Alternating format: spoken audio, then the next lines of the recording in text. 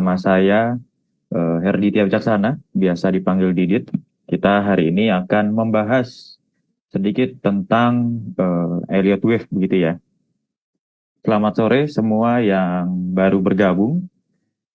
Nanti kalau ada pertanyaan silahkan saja langsung disampaikan di kolom komentar ataupun di kolom Q&A juga boleh gitu ya.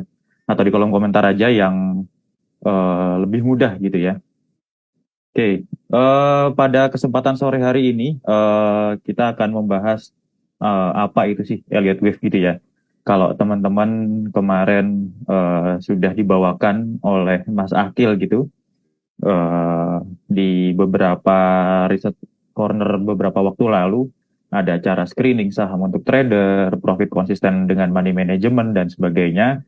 Itu bisa ditonton dulu nanti untuk menjadi dasar atau menjadi bagaimana sih cara kita untuk berinvestasi di saham ataupun untuk trading di saham seperti itu gitu ya. Eh, Kemudian di riset corner pada sore hari ini kita akan membahas tentang Elliott Wave, suatu bidang keilmuan dari analisa teknikal yang saya gunakan untuk mencari atau untuk memprediksi atau untuk nanti membaca bagaimana pergerakan arah market ataupun emiten-emiten ke depannya seperti itu ya. Oke, sebelum kita mulai, mungkin teman-teman sudah tahu kalau analisa itu dibagi menjadi dua. Yang pertama adalah analisa fundamental dan yang kedua analisa teknikal, di mana kalau analisa fundamental seperti yang kita ketahui bersama itu mengukur kinerja emiten melalui dari laporan keuangannya, kondisi ekonomi makro dan sebagainya begitu ya. Nah, kalau di analisa teknikal sendiri ini pendekatan atau untuk memperkirakannya begitu ya. Kita menggunakan pola pergerakan harga di masa lampau untuk memperkirakan nantinya pergerakan harga di masa mendatang. Jadi kalau dapat kita perhatikan untuk teman-teman analis teknikal gitu, biasanya nanti memakai sebuah chart yang di situ tergambar eh, pergerakan harga, baik dari pergerakan harga pembukaan, harga penutupan, dan nanti ada untuk apa namanya harga pembukaan tertinggi, terendah, dan harga penutupan seperti itu. Nah, kemudian dari analisa teknikal ini nanti dibagi menjadi dua juga. Ya, dalam artian apa? Analisa teknikal ini dibagi menjadi dua, yakni dua aliran, analisa teknikal klasik dan analisa teknikal modern. Kalau analisa teknikal klasik, nanti kita berbicara tentang untuk eh, candlestick ya, pola candlestick, pola chart gitu ya, chart pattern, kemudian ada support resisten dan sebagainya, dan termasuk Elliott Wave di dalam sebuah analisa teknikal klasik seperti itu. Kemudian kalau analisa teknikal modern itu lebih mengacu kepada pergerakan atau pergerakan harga yang apa namanya diprediksikan atau diperkirakan menggunakan sebuah indikator. Kalau teman-teman kenal indikator ada moving average, ada MACD, moving average convergence divergence, kemudian ada stokastik, kemudian nanti ada Bollinger Band, terus macam-macam ya, ada alligator, ada Ichimoku dan sebagainya. Nah, itu memakai indikator dan itu masuk ke dalam bagian dari analisa teknikal modern. Jadi kalau klasik itu biasanya kita manual gitu ya, termasuk Elliott Wave di dalamnya. Kami biasanya untuk seorang Elliottician gitu ya, orang-orang yang memakai Elliott Wave gitu untuk counting atau untuk memprediksi harga dan pergerakan arah saham ataupun ISG dan sebagainya, itu kita biasa countingnya counting manual. Jadi tidak seperti indikator yang dimunculkan di aplikasi charting, kita countingnya counting manual. Nah, sebelum kita masuk ke dalam pembahasan Elliott Wave, ini biasanya saya tuh banyak di berbagai kesempatan mendengar bahwa, oh ini Elliott Wave-nya belum terbentuk. Oh, emiten ini nggak ada Elliott Wave-nya. Oh, emiten ini kita tidak bisa prediksi atau tidak bisa melihat pergerakan arah harganya karena Elliott Wave-nya nggak ada. hal-hal seperti ini sebenarnya perlu kita luruskan. Perlu diluruskan dalam artian apa? Kalau kita bicara Elliott wave itu bukan indikator karena tadi setelah saya sampaikan di depan gitu ya, bahwa Elliott wave ini termasuk dalam analisa teknikal klasik yang bukan termasuk dalam indikator. Kalau misalnya teman-teman menemukan ada software untuk counting Elliott wave, betul itu memang ada. Bahkan di Bloomberg pun juga ada untuk apa namanya tadi untuk langsung menampilkan Elliott wave di dalam sebuah chart. Namun demikian dapat kita cermati bersama kalau Elliott wave ini memang bukan indikator yang tinggal langsung klik, oh arah pergerakannya nanti seperti ini, seperti ini, seperti ini. Bukan indikator. Jadi untuk kesalah kaprahan ini perlu diluruskan karena Elliott wave bukan merupakan indikator. Nah, yang kedua, Elliott wave itu kalau menurut saya pribadi ini suatu kesatuan dari sistem trading. Dalam artian apa?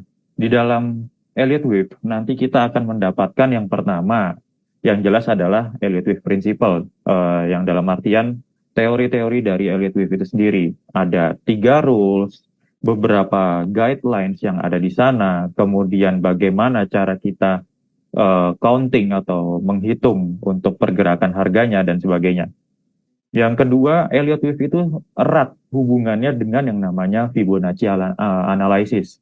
Nah, Fibonacci analysis dikombinasikan atau digabungkan dengan Elliott wave ini sungguh-sungguh dapat menjadi alat yang cukup powerful untuk memprediksi atau memperkirakan bagaimana sih arah pergerakan nantinya begitu ya. Nah, mungkin nanti kapan-kapan kita bisa untuk research corner untuk mempelajari untuk Fibonacci analysis gitu ya, apa itu Fibonacci dan sebagainya. Nah, kalau secara dasarnya yang biasa kita pakai Fibonacci itu ada dua ya, yaitu Fibonacci retracement dan yang kedua adalah Fibonacci projection. Kalau Fibonacci ini tanpa Elliott wave sendiri pun sebenarnya bisa untuk berdiri sendiri, namun dengan Elliott wave menjadi alat yang lebih powerful ketimbang berdiri sendiri seperti itu karena dengan Fibonacci kita bisa mengetahui untuk supportnya di berapa, target resisten di berapa, pembalikan arahnya nanti sampai berapa dalam dan sebagainya. Nah, itu nanti guna Fibonacci. Terus dari Elliott wave sendiri apa yang bisa kita ketahui? Yang bisa kita ketahui adalah market behavior-nya atau perilaku pasarnya karena selain untuk memprediksi begitu ya, Elliott wave ini juga dapat melihat untuk market behavior-nya gimana atau perilaku pasarnya gimana. Dalam artian seperti ini. Di dalam Elliott wave itu kan terdiri namanya wave gitu ya, terdiri dari beberapa gelombang. Dan gelombang-gelombang ini mempunyai atau memiliki karakteristik masing-masing. Misalkan seperti wave wave 1 gitulah hitungannya seperti itu. Karena ini wave awal biasanya pergerakannya tidak begitu agresif, di mana memang pergerakan dari wave 1 ini karakteristiknya cenderung cukup landai atau bisa dikatakan cenderung tidak begitu agresif dalam artian tuh kalau harganya ditarik tuh tidak terlalu tinggi seperti itu. Ini wave 1. Kemudian di wave 3 ini adalah wave yang agresif ya. Wave yang agresif di mana publik sudah mulai untuk berpartisipasi, melihat pergerakannya. Oh misalnya, oh ini saham ABC kayaknya udah mulai gerak nih, kita bisa masuk. Kemudian ditambahkan dengan kemunculan berita-berita yang bagus begitu ya.